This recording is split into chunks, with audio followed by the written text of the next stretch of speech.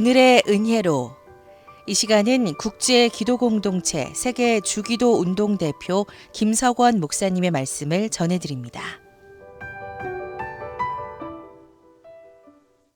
주기도문 송영은 대개 나라와 권세와 영광이 아버지께 영원히 싸움나이다. 아멘. 이렇게 말씀하고 있습니다.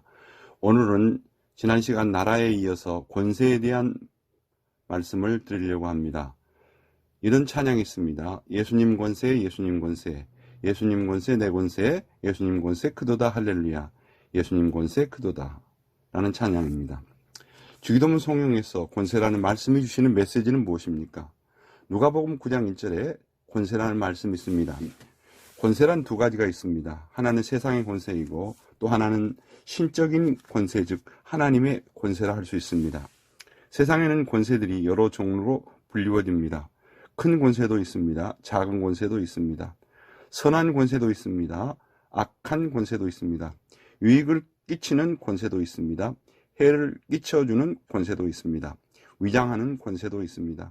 그러나 세상의 많은 모든 권세는 어둠의 권세들입니다. 그러나 세상의 권세도 필요하기 때문에 하나님께서 허락하신 것들입니다. 하나님께서 허락하신 세상의 권세 가운데 꼭 필요한 것이 무엇입니까? 법 테두리 안에 있는 권세, 법 안에 권세가 있다는 것입니다. 법을 떠나서는 어떤 권세도 용납하지 않습니다. 경찰이 교통법을 위반하는 차를 척척 세우는 이유가 어디에 있습니까? 국가가 위임한 법 안에서 가지는 권세가 있기 때문에 그렇습니다. 두 번째로 카리스마적 권세가 있습니다. 이것을 신적인 권세라고 말합니다. 하나님께서 세우시고 하나님께서 함께 하시고 하나님께서 기름 부으시고 하나님께서 그를 통해서 역사하신다고 할 때 거기에 권세가 따르게 되는 것입니다. 하나님의 권세는 은혜와 사랑을 목적으로 그의 공의로운 뜻을 성취하는 위대하고 참된 것입니다. 세상 나라들과 권세자들을 멸망시키시는 권세가 있습니다. 성경에 애굽 바로 왕의 세력을 꺾으셨다고 기록하고 있습니다. 홍해를 육지처럼 가르셨습니다. 뿐만 아니라 구원하시는 권세도 있으십니다. 이스라엘 백성을 구원하실 때 만나와 불기 등으로 인도하셨습니다. 세 번째로 예수님의 권세를 우리에게 주셨습니다.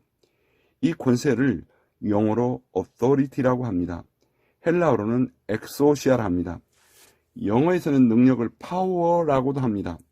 예수님의 권세는 power, 마귀의 힘을 이길 수 있습니다. 그래서 마귀의 추방자라는 exorcist라고 헬라어에서 비롯된 언어를 사용합니다. 누가복음 9장 1절에 예수께서 12제자를 불러 모으사 모든 귀신을 제어하며 병을 고치는 능력과 권세를 주시고라고 말씀하신 것처럼 예수님께서 권세를 가지고 계신 것이 뿐만 아니라 예수님은 이 권세를 우리에게도 주셨습니다. 누가복음 9장 1절에 보면 예수님께서 12명을 제자로 부르시고 더러운 귀신을 쫓아내며 모든 병과 모든 악한 것을 고치는 권세를 주셨다고 말씀했습니다. 그리고 누가복음 9장 2절에 보면 전도하기 위해서 내어 보내셨습니다. 비슷한 말씀이 마태복음 10장 8절에 보면 너희는 가면서 병든 자를 고치며 죽은 자를 살리며 문둥병자를 깨끗게 하며 귀신을 쫓아내라. 그런 권세를 주어서 전도를 하도록 내보내주셨습니다. 우리도 전도하러 나갈 때에 혼자 보내지 아니하시고 병자를 고치며 죽은 자를 살리며 문둥병자를 깨끗게 하며 귀신을 쫓아내는 권세까지 주어서 전도자로 나가는 줄을 우리는 알게 합니다. 누가복음 10장 1절에 예수님께서 70명을 2명씩 짝을 이어서 전도를 보내십니다. 그런데 누가복음 10장 17절에 그들이 나가서 전도하고 와서는 기뻐서 예수님께 보고를 합니다. 예수님, 우리가 나가서 복음을 전했더니 귀신들도 우리에게 항복하고 나가는 것을 보았습니다. 예수님께서 그때 말씀하십니다.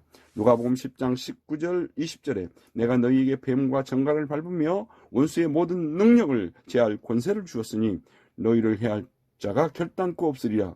귀신들이 나가는 것으로 기뻐하지 말고 너의 이름이 하늘의 생명책에 기록된 것으로 기뻐하라고 말씀하셨습니다. 마가복음 16장 18절을 보면 믿는 자들에게는 이런 표적이 따르리니 내 이름으로 귀신을 쫓아내며 새 방언을 말하며 뱀을 집으며 모든 독을 마실지라도 해를 받지 아니하며 병든 자에게 손을 얹은즉 나으리라. 이런 권세를 우리에게 주신 것입니다.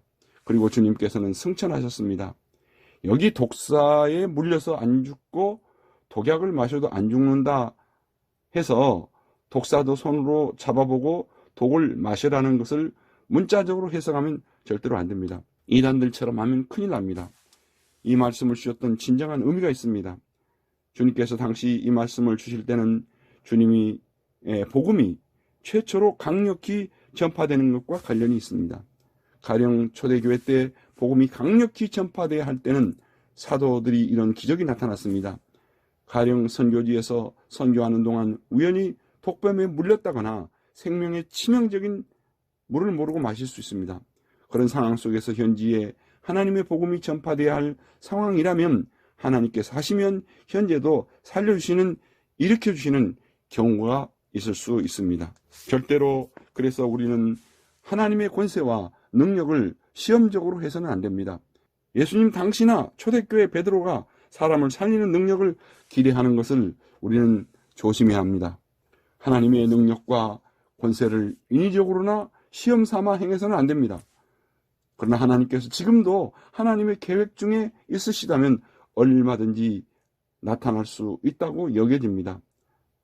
죽은 자를 장례식을 잘 치르고 환송 예배하고 주님 다시 오셔서 부활의 날을 기다려야 합니다. 예수님이 가지신 이 권세를 오직 무엇 때문에 주셨다고요? 예수님의 복음을 전하기 위해서입니다. 그래서 이 권세를 우리에게 주셨습니다. 할렐루야. 오늘 여기까지 말씀을 드리겠습니다.